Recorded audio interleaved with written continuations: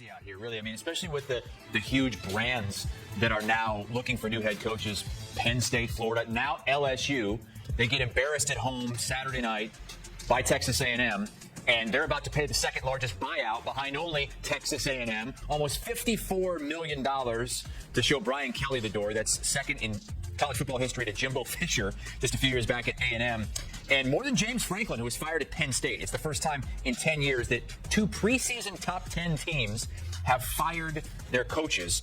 And Brian Kelley joins that list of now 8 power conference coaches who have been fired, and that list undoubtedly will continue to grow.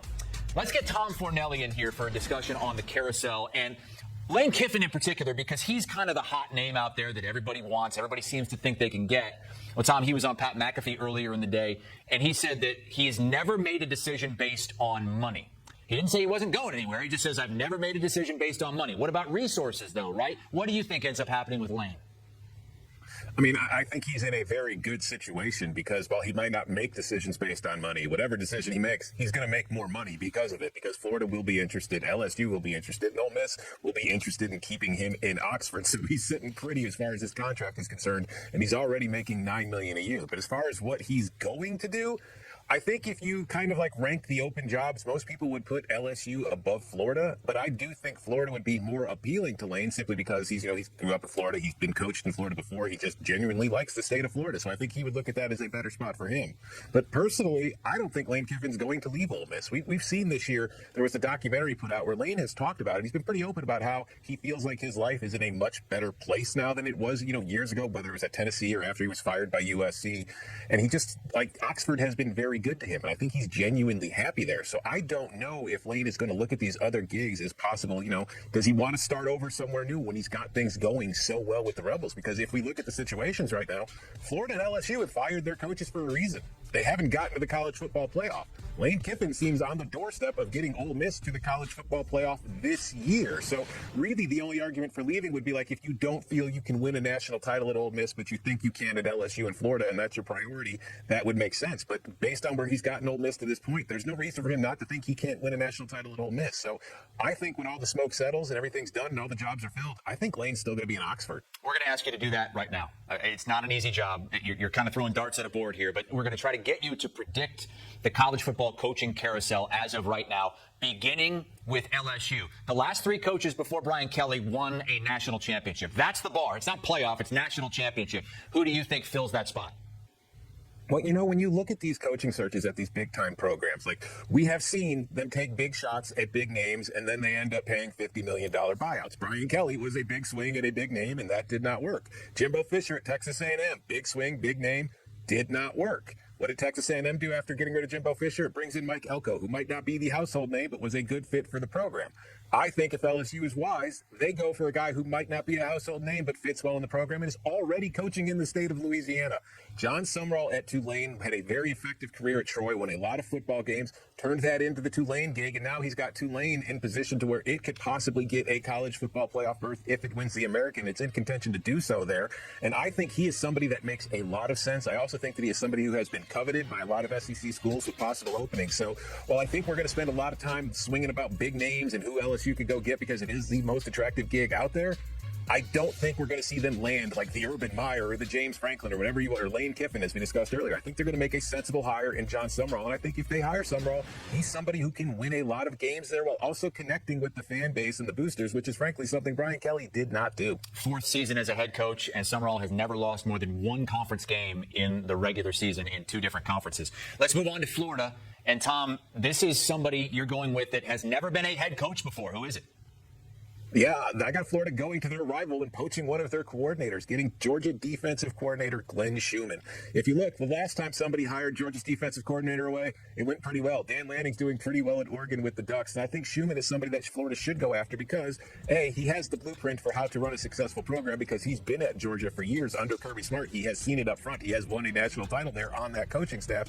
And B, he's a dogged recruiter, which is something that you're going to want at Florida. That is one of the bigger problems that Florida has had with some of its coaches. It's why they got got rid of Dan Mullen and brought in Billy Napier, but of course Napier was never really able to get enough wins to justify keeping the job.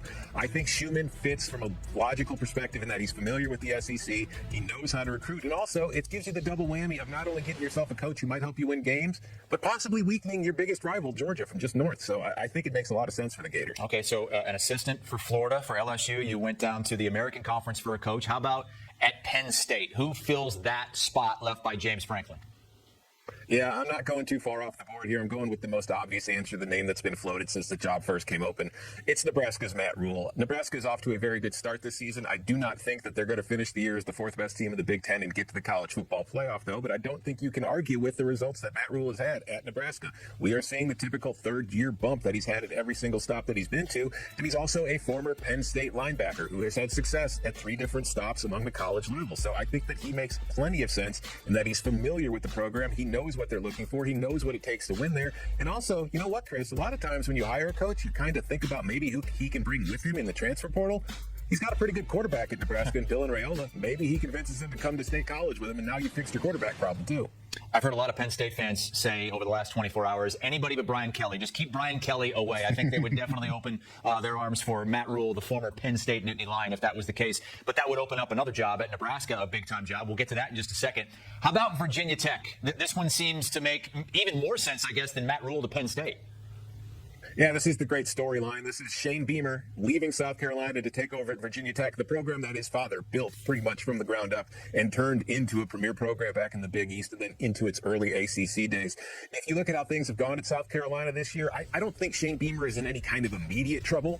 It's just after having the success that they had last year, there were high expectations coming into 2025, and now we're staring at a South Carolina team that might not even make a bowl game. So maybe Shane Beamer's looking around and saying, I might not be in trouble now, but this makes sense as far as timing, as far as resetting my clock and starting somewhere new, and also starting somewhere where obviously my last name is going to buy me a lot of credit and give me plenty of time to rebuild a program that's been over some tough times recently, and is also a program that is at least saying that they're ready to start truly investing financially into the program, which they have to do if you want to compete in this day and age. So that would open up yet another power conference job. Let's fill out what we have as of right now and go all the way through. Arkansas is open. You've got Alex Golesh from South Florida going there. You've got Jed Fish going from Washington to UCLA.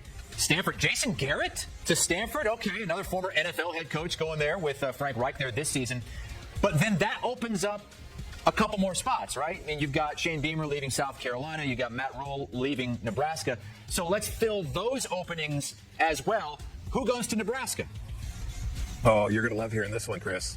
I've got Matt Campbell finally leaving Iowa State for the Big Ten job that it's been rumored he's been looking for years now. Like, people thought he was holding out for Michigan. He might be looking out for Penn State if they make the offer. But as we said, I've got Matt Rule going there. So if you're Matt Campbell, maybe you feel like you've just kind of hit your head against the ceiling of what you can accomplish at Iowa State. So you look at Nebraska as a place you can go to maybe compete for more playoff spots and also compete for national titles. And also, culture-wise, it's not that drastic of a change going from Ames to Lincoln. It's a very similar situation. At Washington, I've got them doing the same thing I had Florida doing, poaching the coordinator of their rival after Jed Fish, maybe surprisingly to most people, leaves for UCLA. But I think Will Stein, the offensive coordinator at Oregon, has been fantastic. We have seen that team score points with different quarterbacks each of the last few years. I think he's somebody that can go in there and get his shot to be a head coach for the first time and could be successful. At South Carolina, hiring James Madison's coach worked pretty well for Indiana, a program in the Big Ten that nobody really thought had any chance of ever contending. South Carolina, an SEC program that nobody looks at as an actual contender in the league. They go get Bob Chesney. Maybe he turns them into a winner like Signetti's done Indiana. And then finally, Iowa State, I see promoting Taylor Hauser, who has been on that staff since Matt Campbell came from Toledo to take over. He was also a GA at Toledo under when Matt Campbell was the offensive coordinator there. I think that he's just somebody who's very familiar with that program and would help kind of ease the transition in a way that won't be too jarring. Quickly, Tom, why would Jed Fish leave Washington for UCLA? That seems like a downward move.